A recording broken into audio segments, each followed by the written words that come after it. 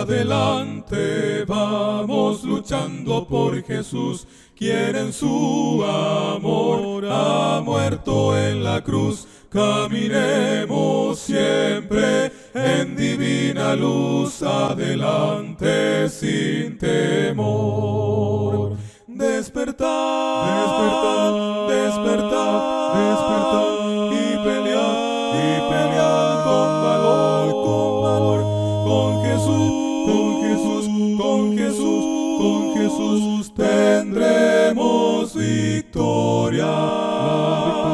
Adelante vamos con el Salvador a salvar del mal a todo pecador. Proclamad perdón por su inmenso amor, adelante sin temor. Adelante vamos dejando todo mal, Jesucristo solo nuestro ideal, preparando a todos para el día final, en el nombre del Señor. Despertad, despertad, despertad, despertad y pelead con valor, con Jesús, con Jesús, con Jesús, con Jesús tendremos victoria. Adelante vamos con el Salvador a salvar del mal a todo pecador. Proclamad perdón por su inmenso amor, adelante sin temor. Adelante vamos, espera el galardón, al que venciere Dios le dará el don de la vida eterna, sin más tentación, adelante sin temor. Despertad, despertad, despertad y pelead con valor, con Jesús, con Jesús, con Jesús, con Jesús tendremos victoria.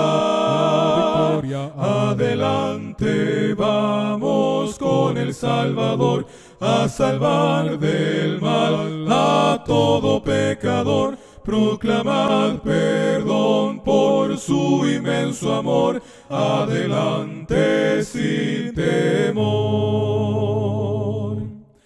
Adelante vamos, Jesús el capitán nos conducirá pasando el Jordán a la tierra prometida de Canaán. Entraremos sin temor. Despertad, despertad, despertad, despertad y pelead con valor, con Jesús, con Jesús, con Jesús, con Jesús tendremos victoria. Adelante vamos con el Salvador a salvar del mal a todo pecador. Proclamad perdón por su inmenso amor, adelante sin temor.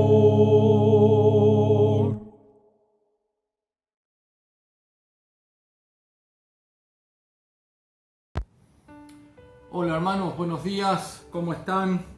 ¿Cómo han pasado esta semana?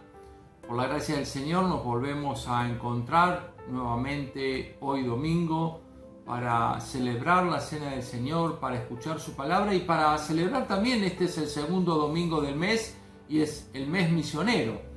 Así que hoy vamos a tener un programa especial por el motivo de ser el mes misionero.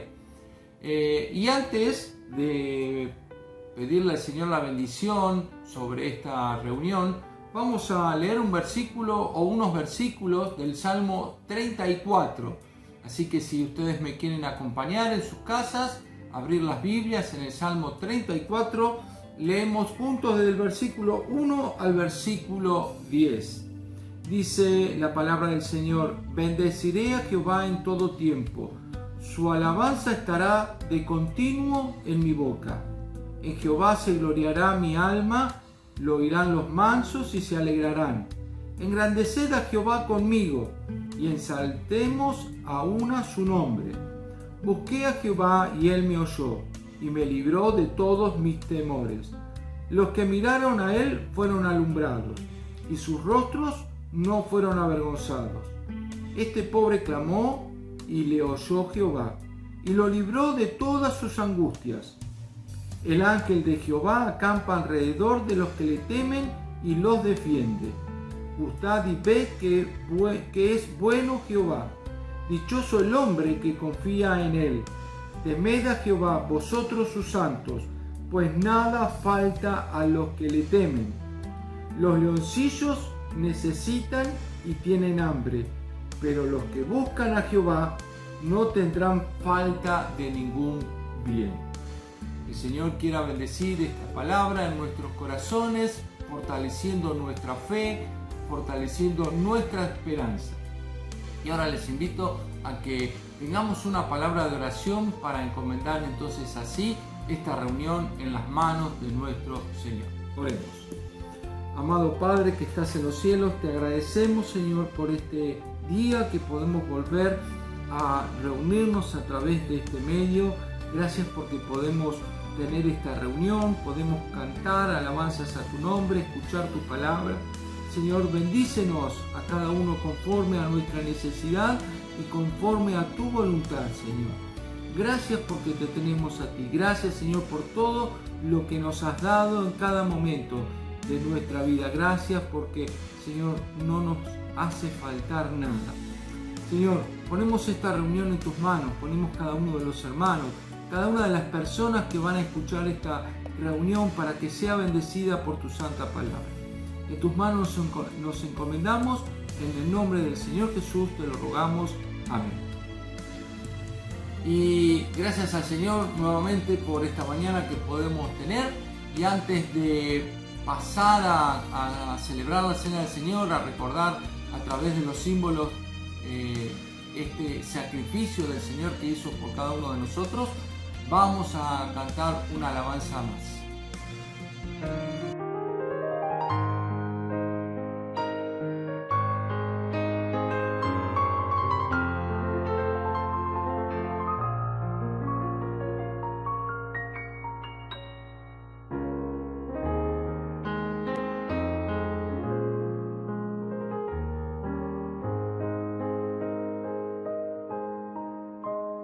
Cuán dulce nombre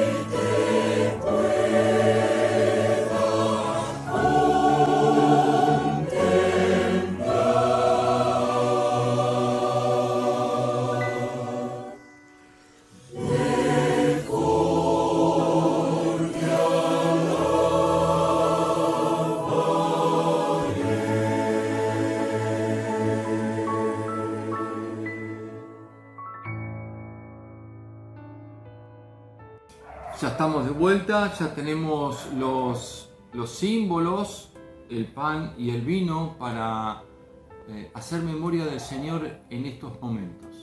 Así que les invito a que leamos allí en 1 Corintios capítulo 11 los versículos que el apóstol Pablo dejara registrado cuando enseña y comenta la institución de la Cena del Señor y cómo el Señor le había enseñado al apóstol Pablo.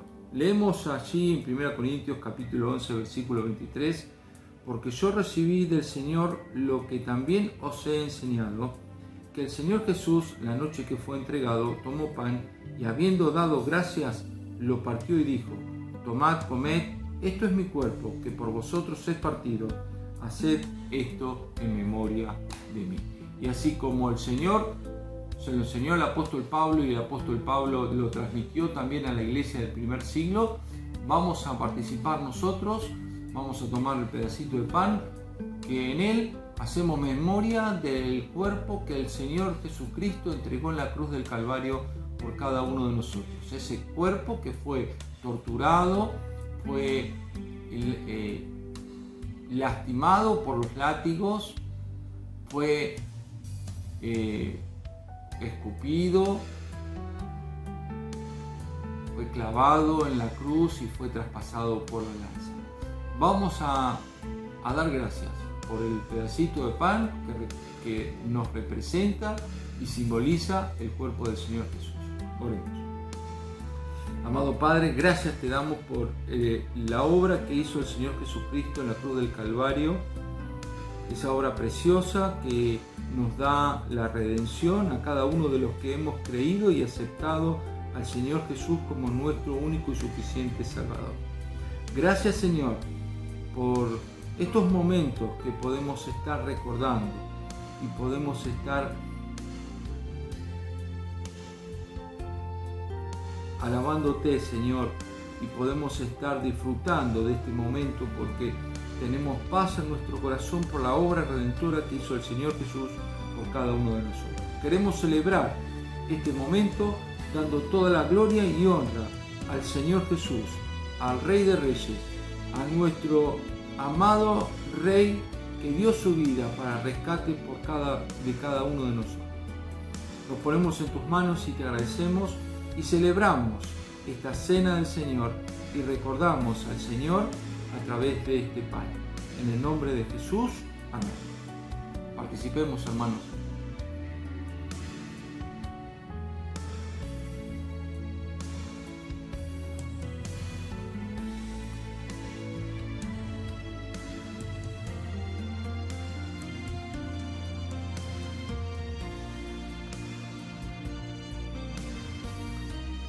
Asimismo tomó la copa después de haber cenado diciendo: esta copa es el nuevo pacto en mi sangre. Haced esto todas las veces que la bebiereis en memoria de mí. Vamos a dar gracias por el vino que nos representa la sangre que el Señor Jesucristo derramó, vertió allí en la cruz del Calvario. Esa sangre que nos limpia de nuestros pecados y nos hace justos. Esa sangre que aún hoy tiene poder para limpiar de cualquier tipo de pecado a cualquier persona que se acerque a Él con fe. Así que vamos a orar. Gracias, Padre nuestro, por el Señor Jesucristo, por su sangre preciosa derramada en la cruz del Calvario. Esa sangre que nos limpió y nos limpia de nuestros pecados, que limpia nuestra conciencia de esa culpabilidad que teníamos. Gracias porque el Señor Jesucristo nos hizo justos para contigo. Gracias porque el Señor Jesucristo obró nuestra redención y gracias, Señor, porque a través de Él es que podemos tener paz y tener tranquilidad sabiendo que tenemos vida eterna, porque Él la obró en la cruz del Calvario. Señor, te adoramos, engrandecemos, enaltecemos, te bendecimos. En tu nombre participamos, en el nombre que sobre todo nombre, el nombre del Señor Jesucristo. Amén. Hermanos, participemos del vino recordando que es la sangre de nuestro Salvador vertida en la cruz del Calvario. Participemos.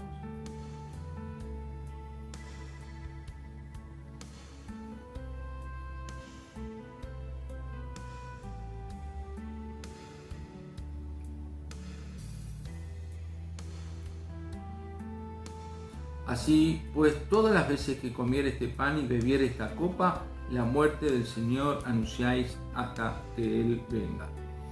Y también tenemos una parte de nuestra adoración al Señor, el apartar nuestras ofrendas. Nosotros apartamos la ofrenda de este domingo para lo que es la obra misionera. Quiero bendecir la ofrenda que cada uno va a apartar en este domingo para su gloria y su honra. Y ahora quería compartirles una canción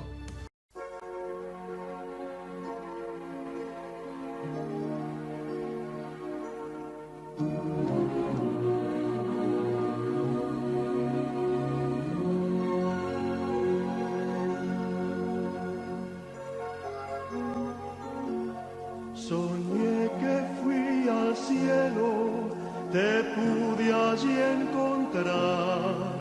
Las calles de oro caminé junto al mar de cristal. De pronto escuchamos que alguien te llamó.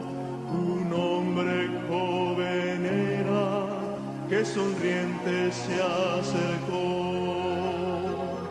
Te dijo, no sé si ahora te acordás de mí, mas fuiste mi maestro en la iglesia que asistí.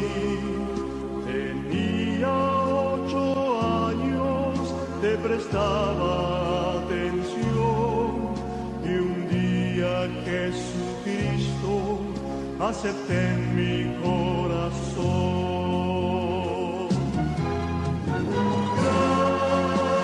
Gracias por darme al Salvador.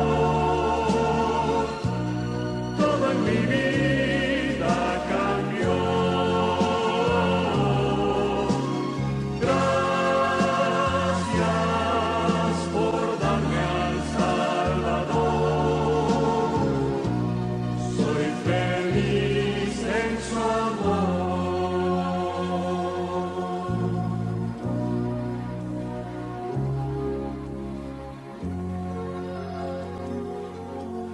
Luego otro hombre se acercó, con emoción habló.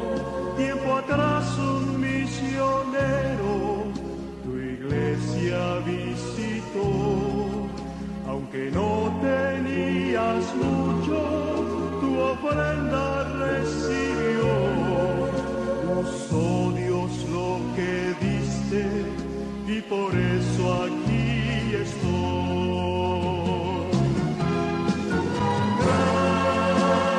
Gracias por darme al Salvador. Todo en mi vida cambió.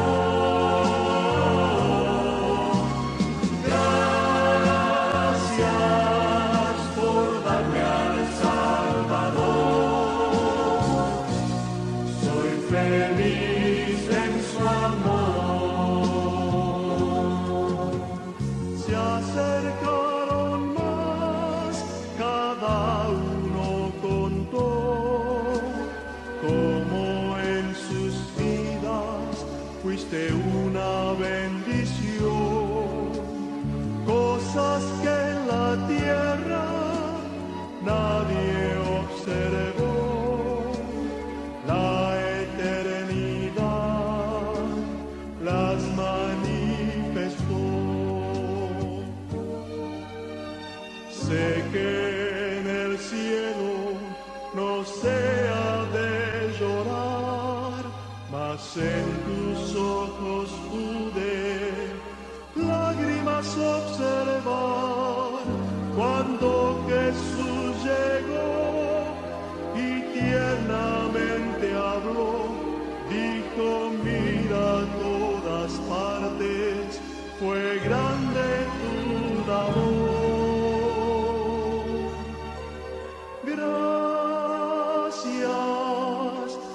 darme al Salvador, todo en mi vida cambió. Gracias por darme al Salvador, soy feliz en su amor.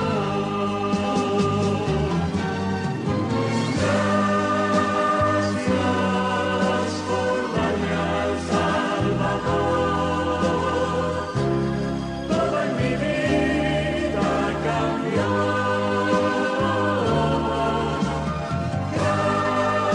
Gracias por darme al Salvador,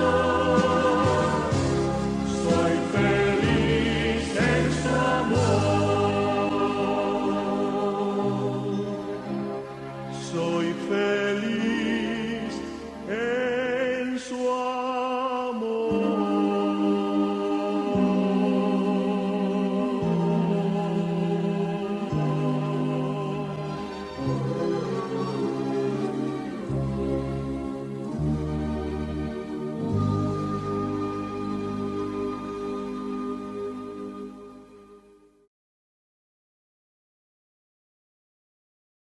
Bien, hermanos, vamos a escuchar un informe que tenemos de parte de nuestra hermana misionera en Pakistán. Un informe y unas fotos vamos a mirar ahora y luego vamos a regresar directamente con la exposición de la palabra a cargo de nuestro hermano Guillermo Robert. Hola, ¿qué tal? Bueno, acá estoy mandando algunas fotitos. Hoy visitamos el hogar con Berta, con la hermana Berta. Y bueno, estuvimos apreciando cómo la obra va creciendo. Agradecidos los hermanos por las ofrendas que van llegando de Argentina, en particular la ofrenda que les llegó, que les permitió cancelar la deuda y seguir adelante con las mejoras. Y el hermano dice, increíble el poder de la oración. Hoy hablábamos, ¿no? Digo, sí, las oraciones son los caminos que el Señor usa para realizar su obra en todas las formas, ¿no? Y en todas las necesidades. Así que bueno, estar muy agradecidos. Sacamos una foto con las niñas arriba también y bueno, quería compartir con ustedes cómo va quedando. Se está poniendo ahora el piso de mármol, luego de poner el piso van a poner las ventanas y las puertas y también en el resto del área van a poner piso de mármol, aunque es aire libre, no es techo por ahora, no sé qué puede llegar a pasar a futuro, pero eso va a permitir que no haya filtraciones cuando llueve en las habitaciones de abajo, así que es una solución muy buena. Así que bueno, gracias, compartirles esto primeramente. Un abrazo, bendiciones. Buenos días, hermanos, ¿cómo están? Dios les bendiga. Bueno, es una alegría poder compartir con ustedes en este tiempo la palabra de Dios, lo que el Señor ha puesto en mi corazón para hablarles como iglesia. Ustedes saben que aquellos que han estudiado a fondo el libro de los Hechos de los Apóstoles, creen que el título del libro tendría que ser más que los Hechos de los Apóstoles, los Hechos del Espíritu Santo. Y lo dicen en relación al hecho de que cuando uno lee el texto de este libro que habla de la vida de la iglesia cristiana primitiva, puede ver el protagonismo, el rol decisivo que tuvo el Espíritu de Dios en los primeros pasos de aquella iglesia. Si ustedes me permiten, yo voy a compartir pantalla para poder ir hablando y también compartiendo algunas placas y también algunos textos bíblicos para que a ustedes les resulte mejor lo que estoy compartiéndoles en estos momentos, ¿sí? Así que si ustedes me permiten, porque un poco en este día quiero hablarles acerca del rol del Espíritu Santo en la misión. El rol del Espíritu Santo en la misión. Porque podemos hablar de la obra misionera, pero necesitamos tener en claro cómo una iglesia local se involucra en la obra misionera mundial y cómo el Espíritu Santo tiene un rol fundamental, o debería tenerlo, para que cada iglesia local vea esto de llevar la gloria de Dios a las naciones como una responsabilidad fundamental que tiene como iglesia. Ustedes saben que frente al desafío de ser parte de la obra misionera mundial, muchas iglesias locales responden generalmente con una triple negación. ¿Cuál es esta triple negación? Dicen, en primer lugar, no sabemos cómo hacer para que esta iglesia se involucre y sea parte de la obra misionera mundial. A esa primera negación le sigue una segunda negación, que es un poco más materialista, es el no tenemos. No nos sobra nada, no tenemos dinero y aún no tenemos por qué, no también recursos humanos para enviar al campo. Entonces, frente al desafío de ser parte como iglesia local de la obra misionera mundial, se contesta con un simple no tenemos. Ahora, estas dos primeras negaciones, tristemente, nos van a llevar a la respuesta definitiva de la iglesia local a este desafío de ser parte de la obra misionera mundial, y es justamente no podemos. Ahora, cuando volvemos nuestros ojos a la Biblia, a la palabra de Dios, y les propongo que hagamos foco especialmente en el libro de los Hechos de los Apóstoles, frente a esta triple negación, es muy importante que podamos tener en cuenta justamente el rol del Espíritu Santo en la misión, cómo el Espíritu de Dios tuvo una actuación decisiva y protagónica en la vida de aquella iglesia cristiana primitiva, para que esta iglesia fuera justamente parte de esto que es el llevar la gloria de Dios a las naciones. Si ustedes me permiten, vamos o acompáñenme al libro de Hechos de los Apóstoles, capítulo 13. Allí en los capítulos 13 y 14, ustedes tienen lo que fue el primer viaje misionero del apóstol Pablo, lo que va a marcar un antes y un después en la tarea misionera de la iglesia y lo que va a ser esa gran expansión inicial que tuvo la iglesia cristiana primitiva. Y todos ustedes saben que aquella iglesia que empezó con no mucho más de 100 de discípulos en Jerusalén, en pocos años, en pocas décadas, se expandió a lo largo y a lo ancho de todo lo que fue ese gran telón de fondo de la iglesia cristiana primitiva, que era el Imperio Romano. Ahora, ¿cómo fue esta expansión? ¿Cómo fue que se produjo esta expansión? Y debemos reconocer que se fueron estableciendo iglesias en las distintas ciudades, iglesias que podríamos ver en base aún a algunos de los saludos que el apóstol Pablo envía al final de algunas de sus cartas, iglesias hogar, porque se reunían un puñado de creyentes, a veces en forma oculta, en el seno de un hogar, y estas múltiples y pequeñas iglesias fueron siendo sembradas a lo largo y a lo ancho del Imperio Romano.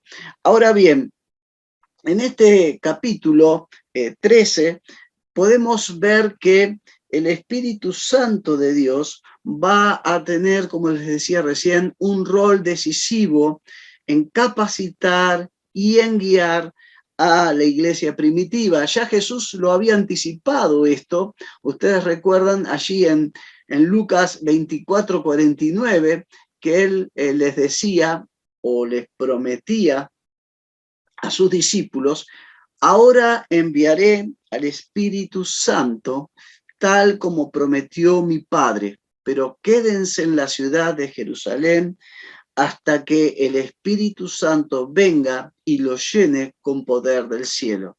O sea que, como dicen algunos, la gran comisión no comienza con un ir, sino con un esperar. Quedarse y esperar. ¿Esperar qué? Procurar qué. Justamente la llenura del Espíritu Santo para luego cumplir la gran comisión en el poder del Espíritu. Porque lo que podemos seguir viendo en este rol del Espíritu Santo respecto a la obra misionera, esto de que Él es como el director de la misión, podemos ver que en primer lugar el testimonio bíblico nos habla de que el Espíritu Santo es quien elige a los obreros. Si ustedes miran ahí en Hechos capítulo 13, versículo 1 al 3, leen lo siguiente en la palabra de Dios. En la iglesia de Antioquía eran profetas y maestros Bernabé, Simeón el Negro, Lucio de Cirene, Manaén, hermano de crianza del tetrarca Herodes, y Saulo. Un día en que estos hombres estaban adorando al Señor y ayunando, el Espíritu Santo dijo: apártenme a Bernabé y a Saulo para la tarea a la que los he llamado. Y termina este pasaje diciendo: después de ayunar y orar, pusieron las manos sobre ellos y los despidieron. Como director de la misión, el Espíritu Santo de Dios es quien llama y quien selecciona a los que van a ser enviados. Es interesante, pero este verbo que ustedes tienen aquí remarcado como llamar, significa llamar a uno mismo.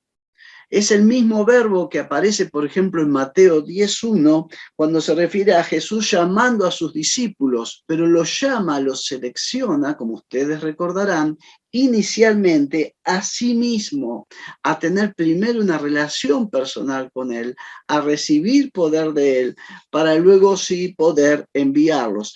El Espíritu Santo convocó, vemos en este pasaje, pero luego vemos que la iglesia, luego de ayunar, orar e imponer las manos, los despidieron. Y acá es también interesante, pero ese verbo con el que cierra este pasaje, despedir, significa también soltar o liberar. ¿Y a qué nos estamos refiriendo con esto?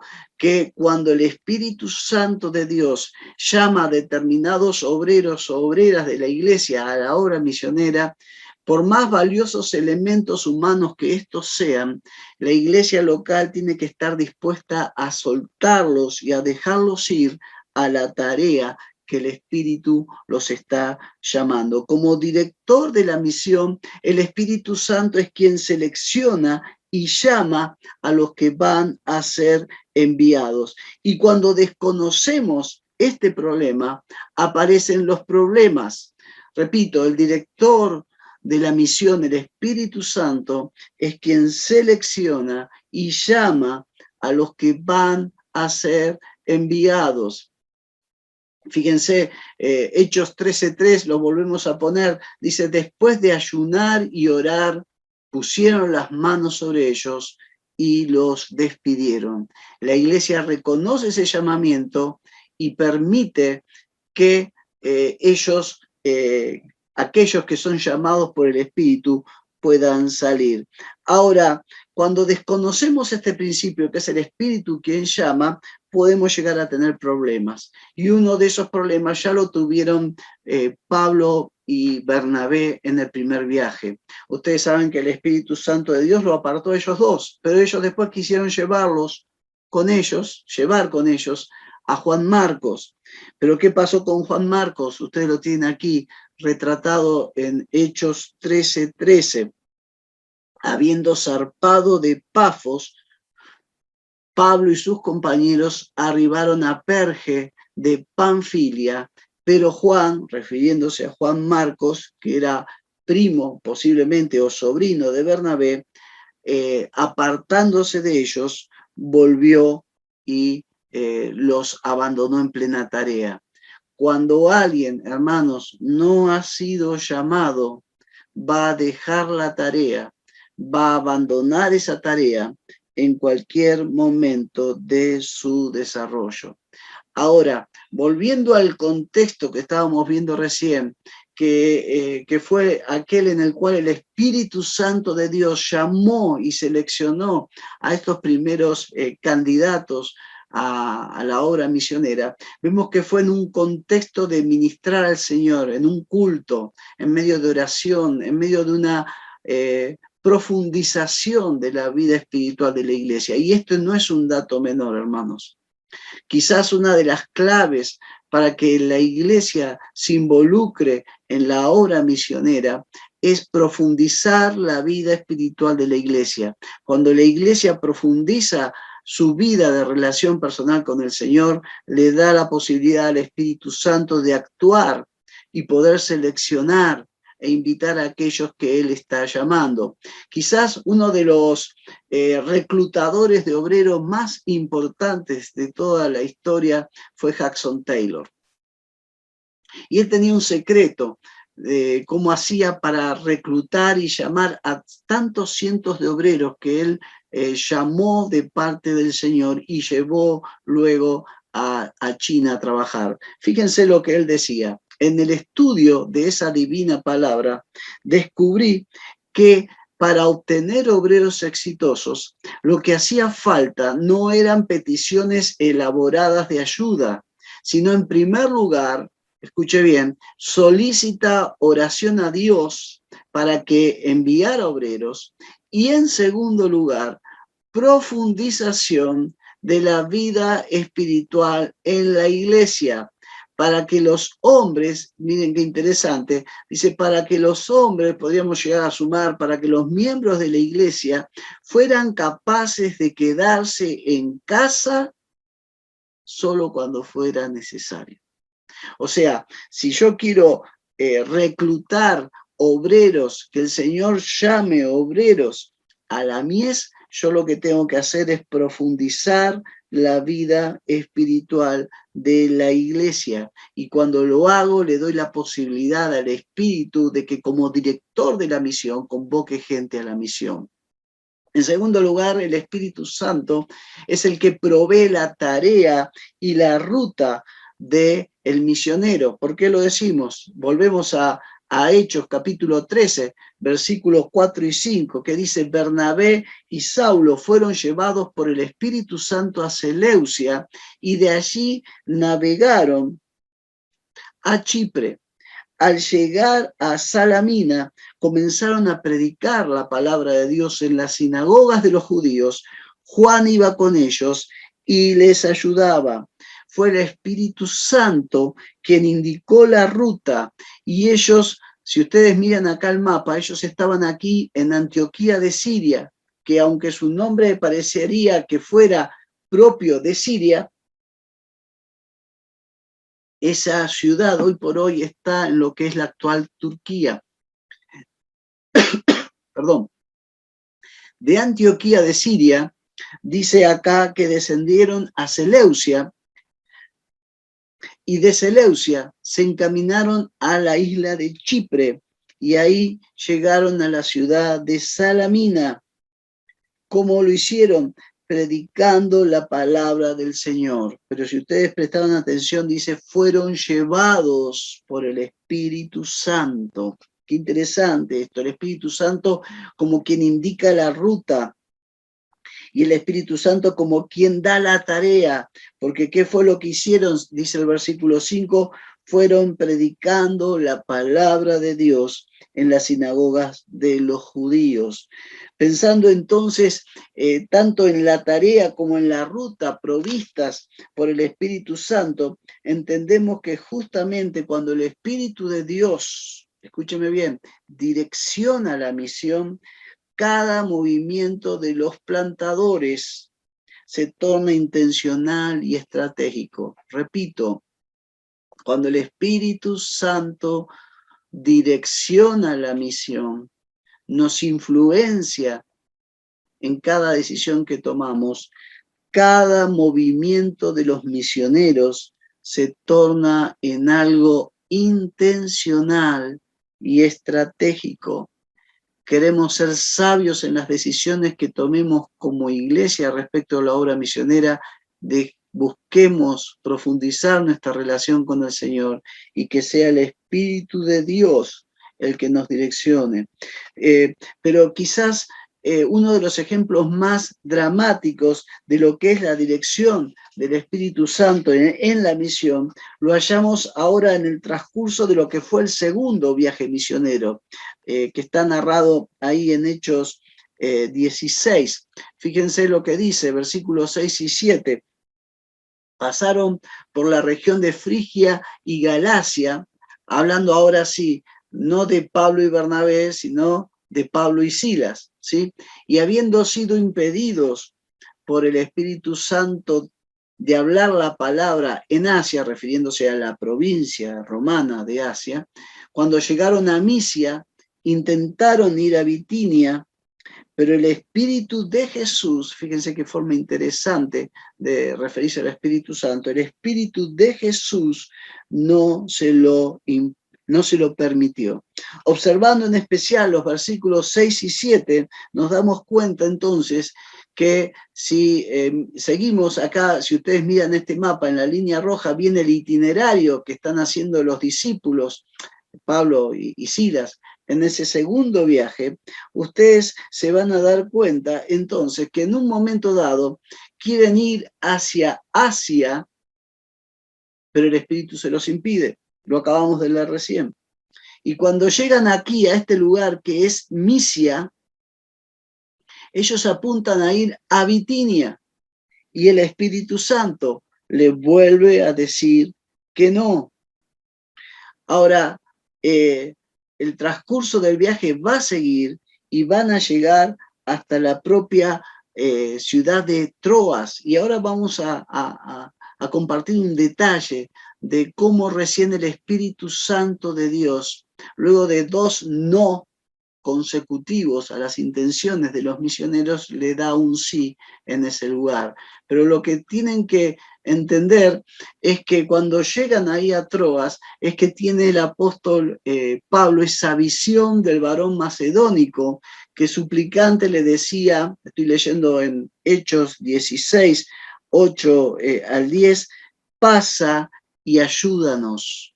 Entonces dice la palabra de Dios en Hechos 16:10, justamente después de que Pablo tuvo la visión, enseguida nos dispusimos a partir hacia Macedonia, pues estábamos seguros de que Dios nos estaba llamando a anunciarles el Evangelio.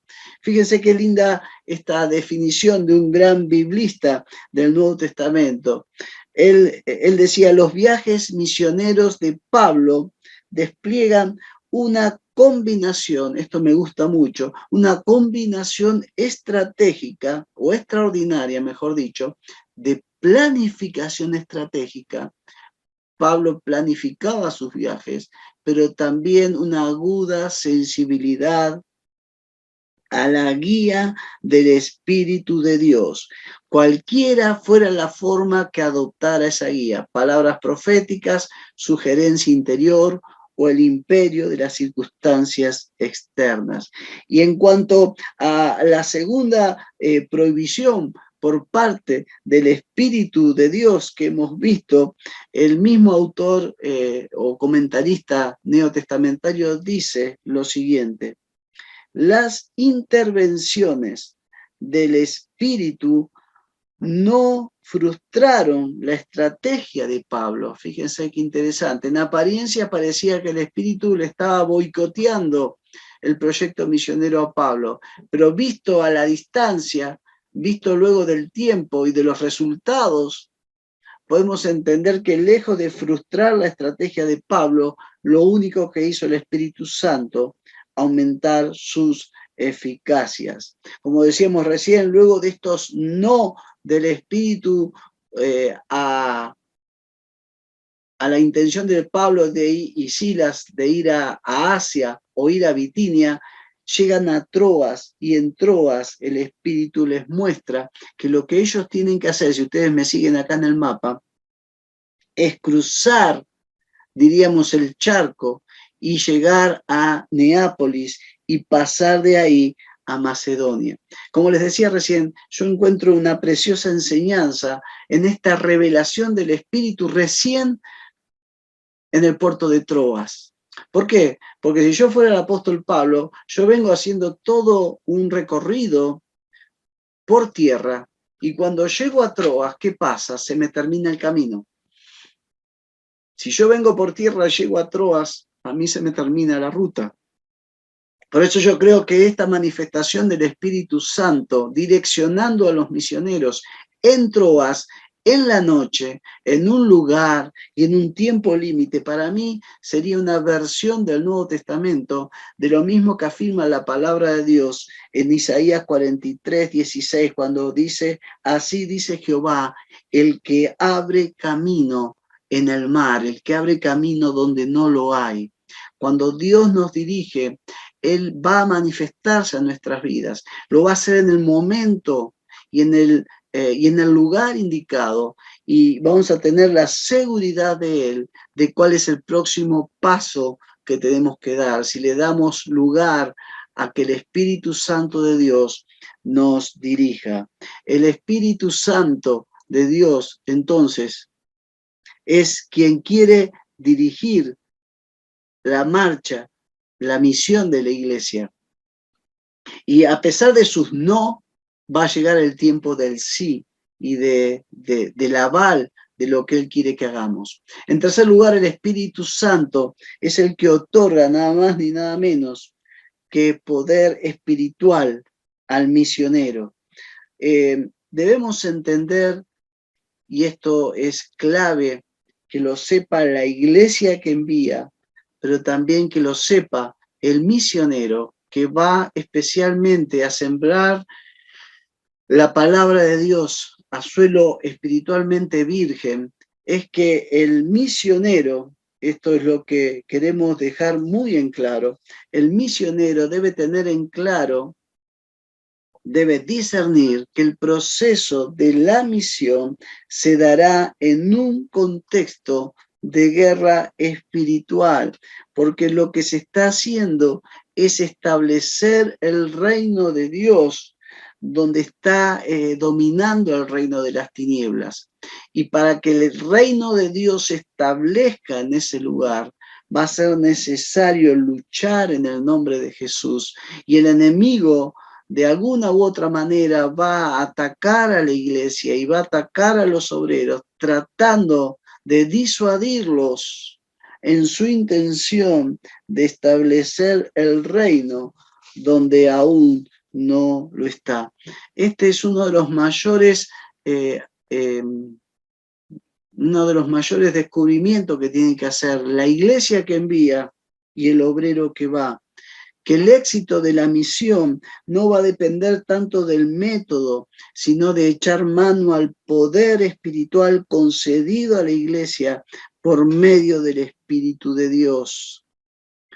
Por eso decimos que este es nuestro mayor desafío frente a esta tarea, frente a la misión. No será el método, sino el uso del poder espiritual concedido a la iglesia por medio del Espíritu de Dios para cumplir con la gran comisión. Si volvemos por unos momentos a aquel primer viaje misionero, allí que está retratado en Hechos 13, tenemos ese incidente que va a tener el apóstol Pablo, a esta altura todavía llamado Saulo, tratando, como leen aquí en los versículos 6 a 8, en la ciudad de Pafos, en plena isla de Chipre, de predicarle al procónsul Sergio Paulo. Y como dice acá el versículo 8, le resistía Elimas el mago, pues así se traduce su nombre. No sabemos de qué manera, pero este siervo de las tinieblas estaba de alguna manera tratando de distraer o perturbar a esta autoridad romana a la que se le estaba predicando la palabra de Dios. Obviamente que esto en algún momento Pablo lo discierne, pero ¿cómo lo discierne? Dice el versículo 9, lleno del Espíritu Santo. Esto no es perspicacia personal, esto no es capacidad o talento natural, esto es obra del Espíritu Santo de Dios cuando llena la vida de su siervo. Y dice que lleno del Espíritu Santo, fijando en él los ojos, le dijo, lleno de todo engaño y de toda maldad, hijo del diablo, enemigo de toda justicia, ¿no cesarás de trastornar los caminos del Señor?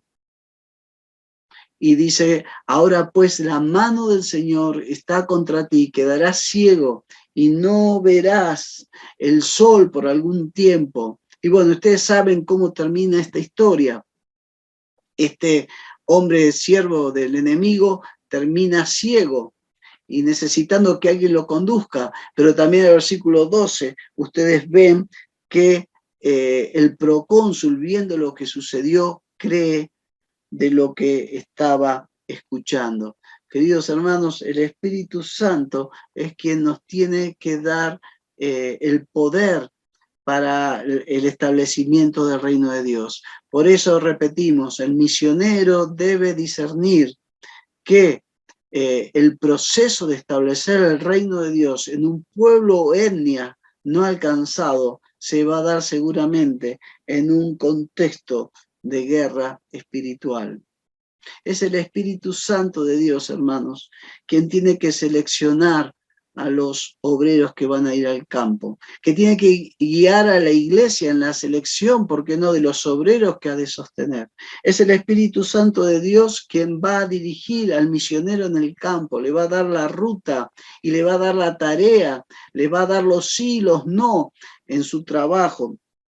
Y sobre todas las cosas es el Espíritu Santo de Dios quien tiene que dar el poder espiritual para que esa iglesia local y esos obreros enviados por la iglesia local puedan establecer el reino de Dios donde aún no lo está.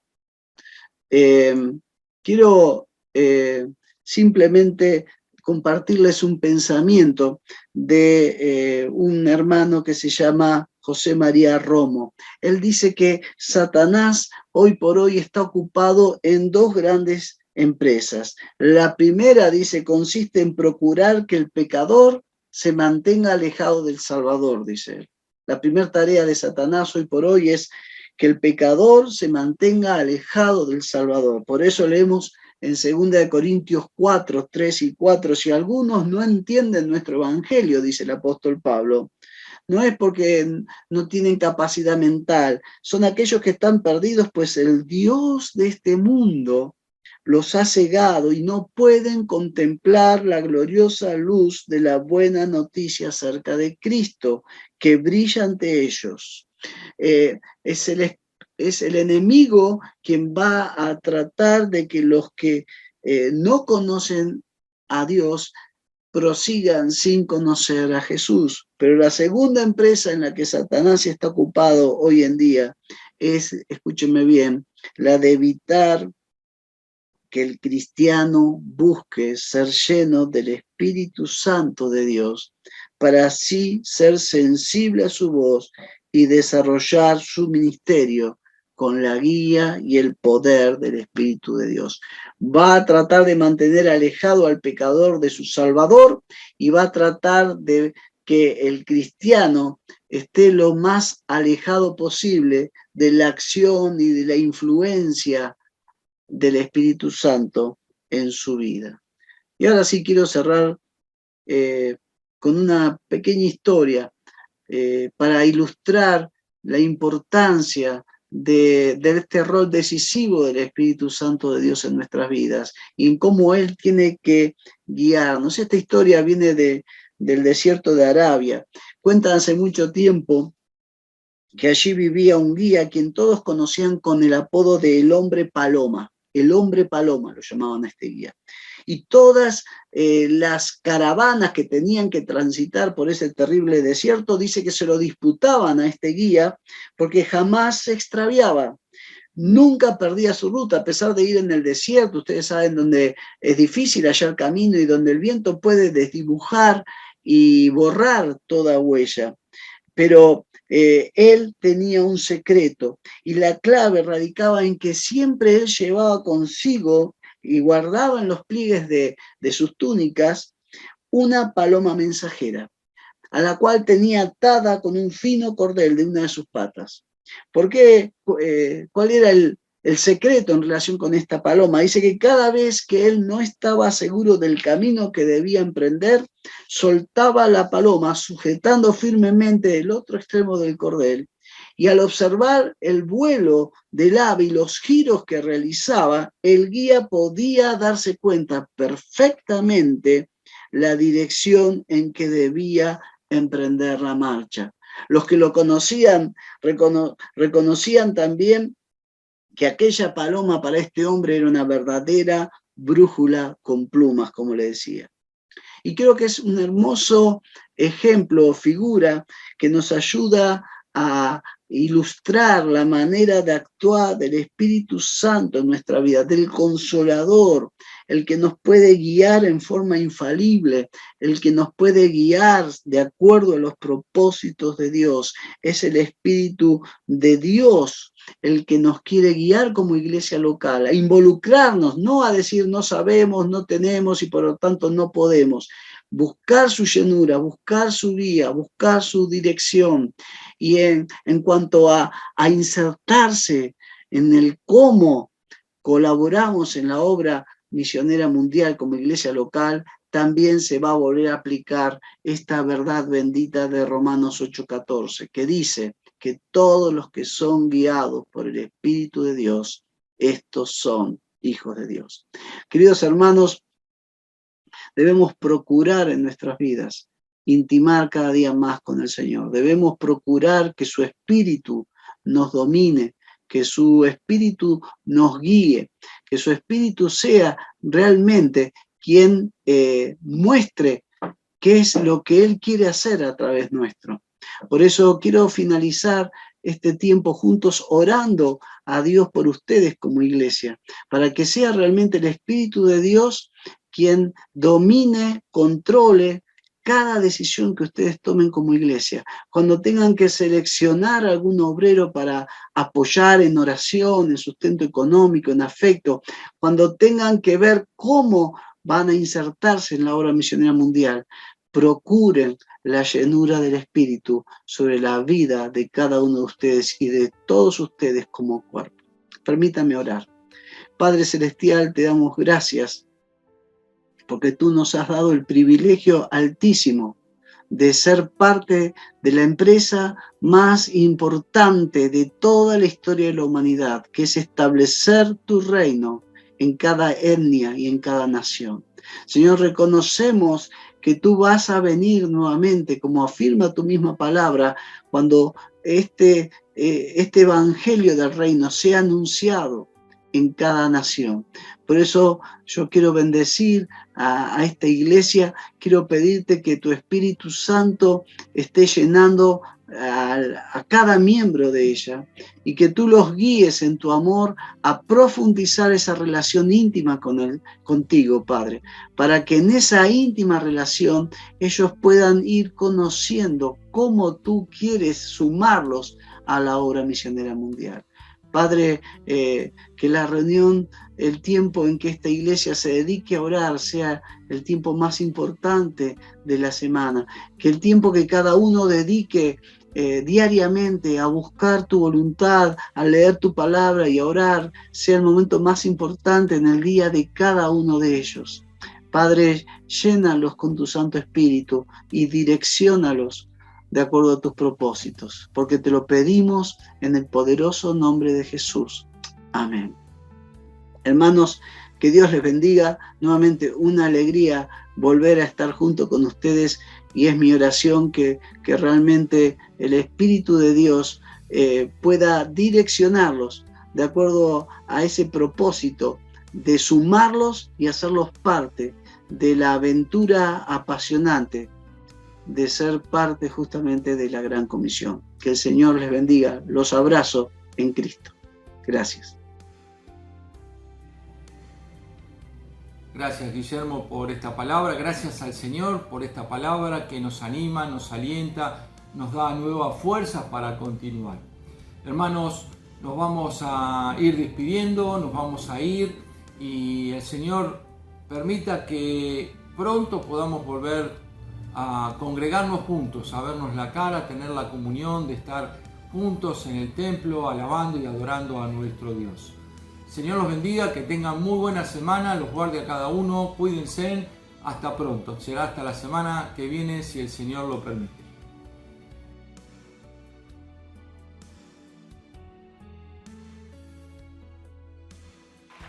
Enciende una luz, déjala brillar, la luz de Jesús, que brille en todo lugar, no la puedes esconder, no te puedes callar ante tal necesidad. Enciende una luz en la oscuridad.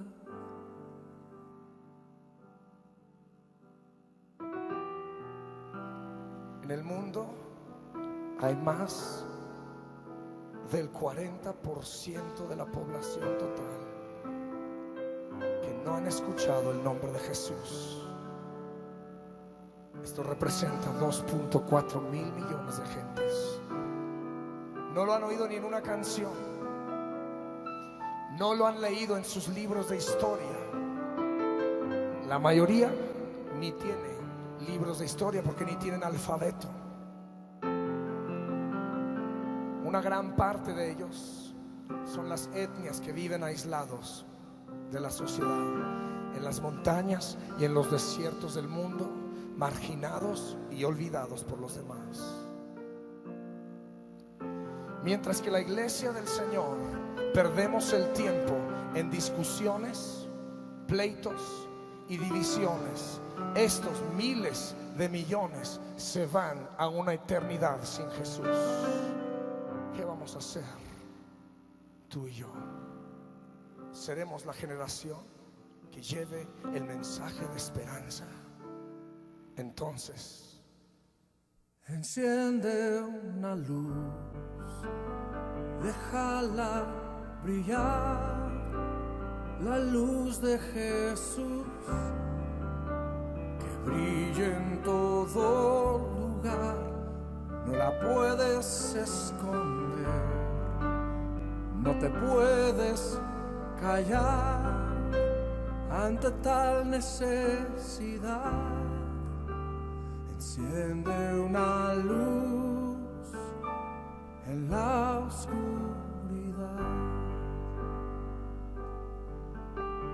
dice Romanos capítulo 10, verso 14. ¿Cómo pues invocarán a aquel en el cual no han creído? ¿Y cómo creerán en aquel de quien no han oído? ¿Y cómo oirán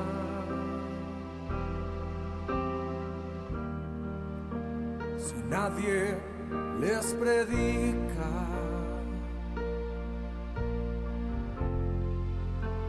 Hermosos son los pies de los que anuncian la paz, las buenas nuevas de Jesús.